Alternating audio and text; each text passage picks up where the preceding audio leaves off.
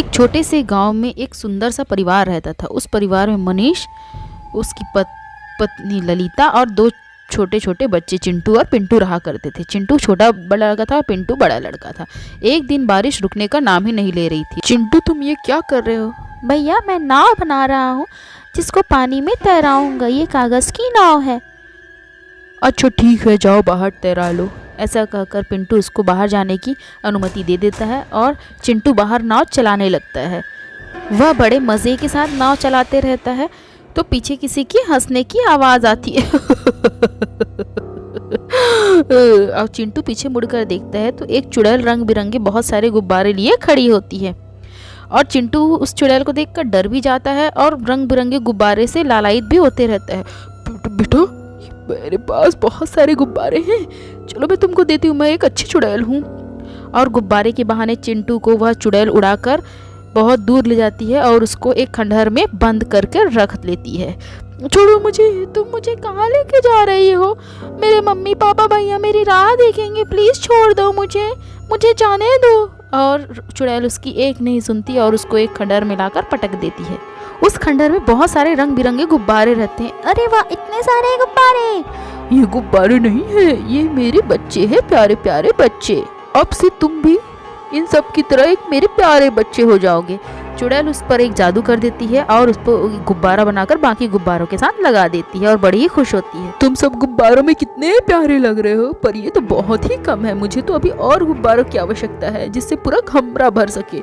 मुझे अभी और बच्चों की तलाश करनी होगी, तुम जैसे प्यारे प्यारे नन्हे मुन्ने बच्चों की तलाश करनी होगी ताकि मैं ये कमरा पूरे गुब्बारों से भर सकूं।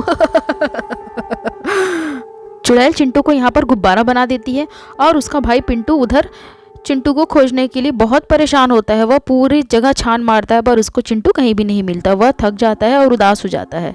पिंटू को बंटी की वह नाव दिखाई देती है पर उस नाव में अजीब बात यह रहती है कि उसमें एक गुब्बारा बंधा रहता है। अरे ये तो चिंटू की नाव है, चिंटू की नाव में एक गुब्बारा कैसा बंधा है? मेरा भाई चिंटू कहाँ गया? और चिंटू की तलाश सब जगह की जाती है पर चिंटू कहीं पे भी नहीं मिलता। कुछ दिन बाद कुछ बच्चे फुटबॉल खेलते रहते हैं और फुटबॉल खेलते खेलते बहुत दूर वो फुटबॉल चले जाती है और फिर वो लोग उसको चिल्लाने लगते हैं, राहुल तेरी वजह से ये बॉल यहाँ इतने दूर गई, अब तू ही जाकर लाएगा, उस बॉल को ढूंढ कर लाएगा, हम लोग को कुछ भी नहीं पता, समझा तू? और ठीक है यार, मैं जाता हूँ। ऐसा कहकर वह झाड़ी के पीछे राहुल फुटबॉल को ढूंढने लगता है और उसको वह फुटबॉल मिल जाती है पर वह बॉल को जैसे ही पकड़ने की कोशिश करता है वह बॉल आगे आगे खिसकते चले जाती है।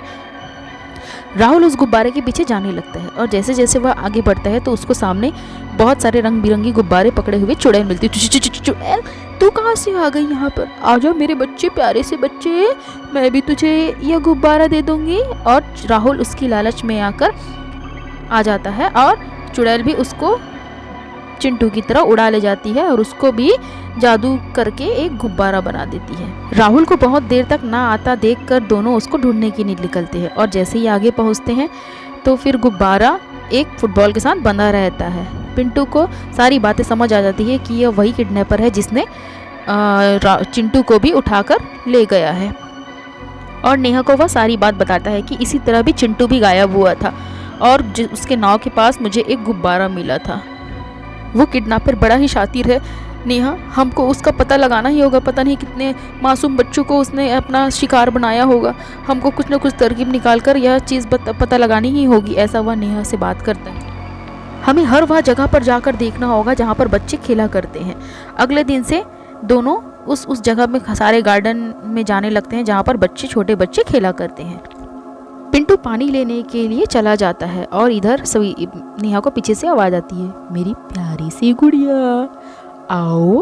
अरे वाह, कितने रंग बिरंगे प्यारे प्यारे गुब्बारे हैं। और नेहा उन गुब्बारों के साथ खेलने लगती है और इधर पिंटू जब आता है तो बेंच पर नेहा को ना पाकर सिर्फ गुब्बारे मिलते हैं। वह डर जाता है कि हे भगवान, कहीं नेहा दिक्कत में तो नहीं। वह नेहा को पूरे गार्डन में ढूंढने निकलता है। फिर पेड़ के पीछे से चुड़ैल को पिंटू देख लेता है और फिर वह चुड़ैल उस नेहा को उड़ाकर ले जाते रहती है और वह समझ जाता है ये चुड़ैल है तो ये सारा किया धरा उस चुड़ैल का है, मुझे उसका पीछा करना ही होगा। पिंटू तुरंत अपनी साइकिल उठाता है और उस चुड़ैल के पीछे पीछे जाने लगता है और जैसे ही चुड़ैल उस खंडहर में पहुंचती है और वह देखता है कि उस खंडहर में बहुत सारे रंग बिरंगे गुब्बारे रहते हैं। दृश्य को देखकर पिंटू की आंखें फटी की फटी रह जाती हैं। पिंटू खिड़की के पीछे खड़ा हुआ देखते रहता है कि और देखते ही देखते वह चुड़ैल नेहा को भी एक गुब्बारा बना देती है और वह सारा दृश्य समझ जाता है कि मतलब ये जितने गुब्बारे हैं वो सब गुब्बारे नहीं बल्कि बच्चे हैं। मुझे इसका खात्मा करना ही होगा, इस चुड़ैल को किसी हालत में मुझे खत्म करना ही होगा। और देखते ही देखते वह नेहा को भी एक गुब्बारा बना देती है और वह तरकीबें सोचने लगता है कि किसी प्रकार से सारे बच्चों को वह आज़ाद कैसे करे। फिर इधर चुड़ैल उन सब से दूर हटकर एक दूसरे कमरे में जाकर एक बड़े गुब्बारे के पास जाती है और वह बड़े गुब्बारे से बातें करने लगती है कि तू तो मेरा शक्तिशाली गुब्बारा है। मैं जितने गुब्बारे छोटे छोटे बनाऊंगी उतना ही तू और बड़ा होता चले जाएगा और मैं बहुत ही शक्तिशाली होते चले जाऊंगी। तुझे और बड़ा होना ही होगा मुझे और शक्ति देने के लिए। और चुड़ैल मटका के अंदर चाबी रखकर फिर से दूसरे बच्चे की तलाश में चले जाती है। और इधर पिंटू तुरंत अंदर आता है और वह जोर जोर से चिल्लाने लगता है, भाई चिंटू भाई तू कहाँ है मेरे भाई, देख मैं तुझे ढूंढने के लिए यहाँ आ गया। और उसको कुछ समझ नहीं आता कि आखिर वो क्या करे।